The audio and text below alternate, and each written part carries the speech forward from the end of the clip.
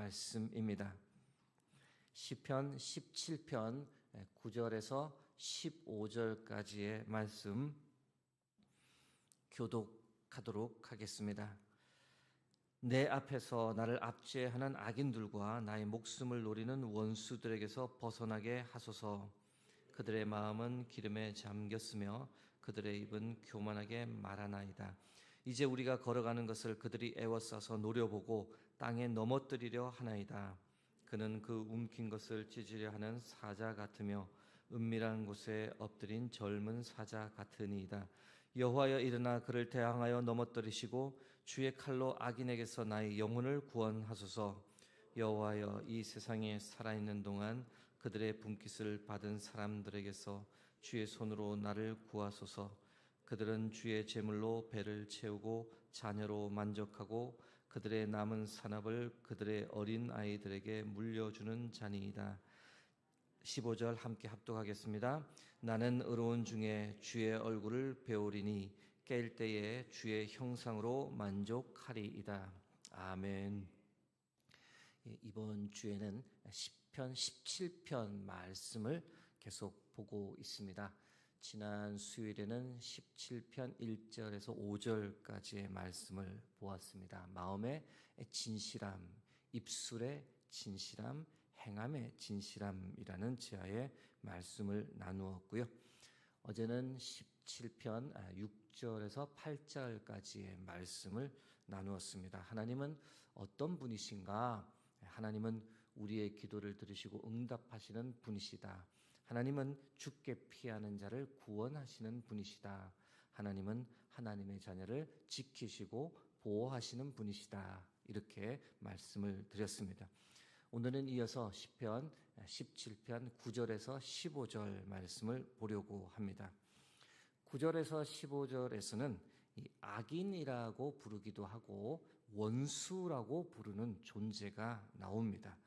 어떤 존재인가? 9절 말씀부터 이렇게 보니 그들은 의인을 압제하는 사람이다. 의인의 목숨을 노리는 사람이다 라고 9절에서 말합니다.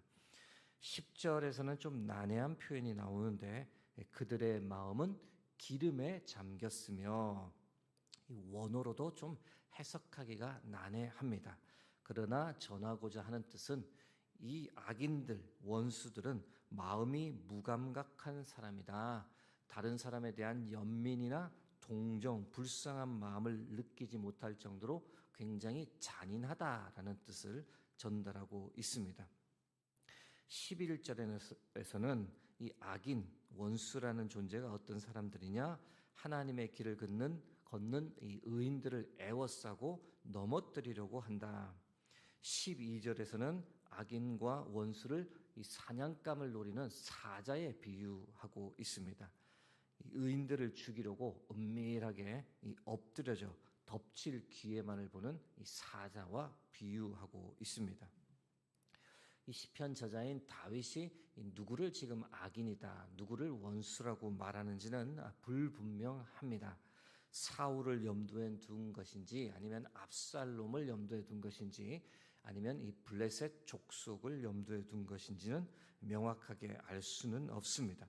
하지만 이 내용을 오늘 우리의 삶에 한번 적용해 보려고 합니다. 우리의 원수가 누구인가?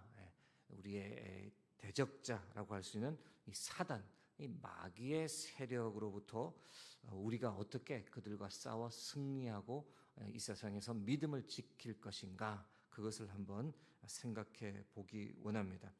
우리를 늘 유혹하려고 하는, 우리를 넘어뜨리려고 하는, 우리를 사자와 같이 덮치려고 하는 원수, 마귀, 사단으로부터의 싸움, 그 싸움을 이기려면 어떻게 해야 하는 것인가, 몇 가지를 이 새벽에 함께 나누기 원합니다.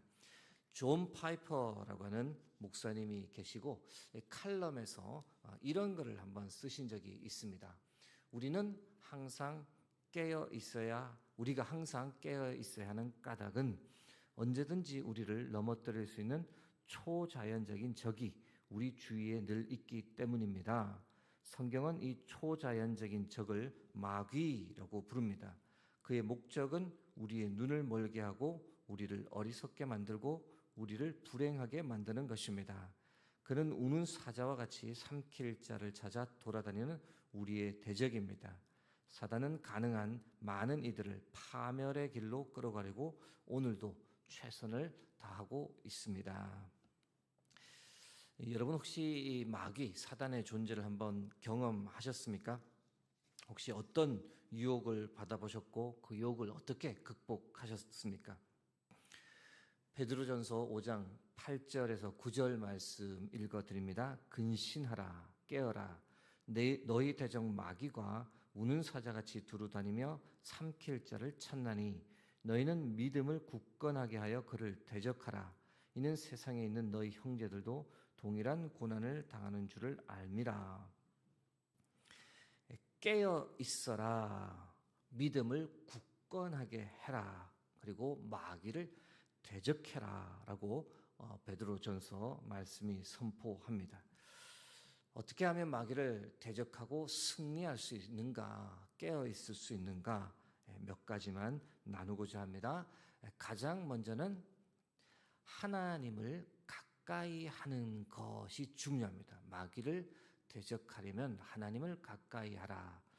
적용점으로는 예배를 지킨다라고 할 수 있는 건데, 야고보서 4장 7절에서 8절 상반절 말씀을 함께 한번 읽어보겠습니다. 그런즉 너희는 하나님께 복종할지어다. 마귀를 대적하라. 그리하면 너희를 피하리라. 하나님을 가까이 하라. 그리하면 너희를 가까이 하시리라. 마귀를 대적하기 위해서 여러분들 너무 크게 힘쓸 필요 없이 가장 좋은 방법은 하나님 가까이 거하는 겁니다. 하나님 곁에 가까이 있으면 이 마귀가 우리를 어찌할 수 없는 겁니다. 마치 연약한 새끼가 어미에게 가까이 있는 것, 어미에게 딱 달라붙어 있는 것이 가장 안전하듯이, 또 약한 짐승들은 무리에서 떨어지지 않고 무리 가운데 함께 있는 것이 가장 안전하듯이, 우리 그리스도인들은 하나님을 가까이 할 때, 하나님 곁에 딱 달라붙어 있을 때가 가장 안전한 줄로 믿습니다. 당연하겠죠? 그런데 어떻게 그렇게 있을 때 어떻게 마귀가 우리를 공격하겠습니까? 그러면 마귀를 대적하기 위해 가장 좋은 방법이 하나님 가까이 있는 것이라고 말씀을 드렸는데, 어떻게 사는 것이 하나님 가까이 있는 삶입니까?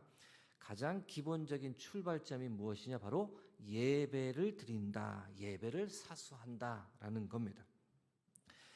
예배의 자리를 어떻게든 지키려고 하는 노력이 마귀의 공격을 이기고 나의 영적 생활을 이렇게 바로 세울 수 있는 출발점이 되는 것입니다. 여러분, 우리 모두가 다 경험하지 않았습니까? 이 코로나 팬데믹 때 우리가 예배를 전혀 드릴 수도 없는 시기가 있었을 때, 그때 마냥 편하시던가요? 육체는 아주 편했죠. 그런데 영적으로 우리가 너무 답답하고 힘들고 메말랐었습니다.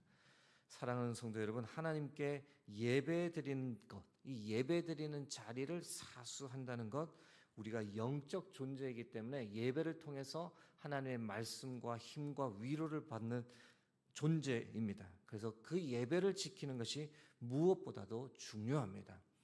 예배의 신비가 무엇이냐면, 예배는 와서 졸더라도 은혜가 됩니다. 와서 졸더라도 하나님의 보호하심의 은혜가 있습니다. 현장 예배가 가능할 때는 가급적 현장 예배에 오셔서 이 예배의 은혜, 현장 예배 가운데 임하시는 힘과 위로와 생명을 늘 얻으시기를 소망합니다. 현장 예배가 힘든 경우에는 영상 예배를 통해서라도 늘 하나님께 어떻게든 이 가까이 머물기 위한, 하나님께 붙어 있기 위한 이 처절한 몸부림이 있어야 우리가 마귀와의 싸움에서 승리하는 줄로 믿습니다. 마귀를 대적하려면 두 번째는 이 성령의 검을 가져야 합니다. 에베소서 6장 13절에서 13절 말씀, 17절 말씀 함께 읽어보겠습니다. 그러므로 하나님의 전신 갑주를 취하라. 이는 악한 날에 너희가 능히 대적하고 모든 일을 행한 후에 서기 위함이라. 구원의 투구와 성령의 검 곧 하나님의 말씀을 가지라. 아멘. 마귀를 대적하기 위한 방법 중 가장 강력한 무기는 하나님의 말씀인 줄 믿습니다. 우리가 잘 알고 있지 않습니까? 예수님께서 공생의 사역을 시작하시기 전에 유대 광야에서 40일 금식을 하셨습니다. 그때 마귀가 나타나 예수님을 시험하셨는데 그때 예수님께서 어떻게 마귀를 대적하셨습니까? 바로 이 성령의 검을 사용하셨던 것을 우리가 알고 있습니다. 알고 계셨던 말씀, 암송하고 계셨던 말씀, 마음에 새기고 계셨던 말씀을 사단을 향해 선포하며 그 유혹을 물리치셨던 것을 우리가 알고 있습니다. 여러분 똑같습니다. 저희들도 이 성령의 검을 사용해서 마귀의 유혹을 넉넉히 이길 수 있습니다. 그렇게 하려면 어떻게 해야 됩니까? 하나님의 말씀이 내 안에 충만해야 됩니다. 하나님의 말씀을 암송하고 있어야 합니다. 나아가서 그 하나님의 말씀이 내 마음에 새겨져 있어야 합니다. 그럴 때 유혹의 순간이 올 때 그 말씀을 선포하면서 우리가 마귀의 유혹을 이길 수 있는 겁니다. 그래서 자꾸 하나님의 말씀을 가까이 하고 말씀을 읽고 암송하고 그 말씀을 자꾸 되새기는 것이 우리 신앙생활에서 얼마나 중요한지를 알 수 있습니다. 여러분 성령의 검을 늘 가지고 다니는 여러분과 제가 되기를 간절히 소망합니다. 말씀으로 가득 채우고 암송하고 마음에 새기고 그 말씀의 능력을 붙잡고 살아가는 여러분과 제가 되기를 간절히 바랍니다. 마귀를 대적하려면 마지막 세 번째는 여러 성도를 위하여 구하라. 서로 중보 기도해주고 보호해주는 것이 중요합니다. 에베소서 6장 18절 말씀 함께 합독하겠습니다. 모든 기도와 간구를 하되 항상 성령 안에서 기도하고 이를 위하여 깨어 구하기를 항상 힘쓰며 여러 성도를 위하여 구하라. 중보 기도한다. 서로가 서로를 살펴준다. 어떻게 지내는지 연락을 한다. 어려움이 없는지 챙겨준다. 참 중요합니다.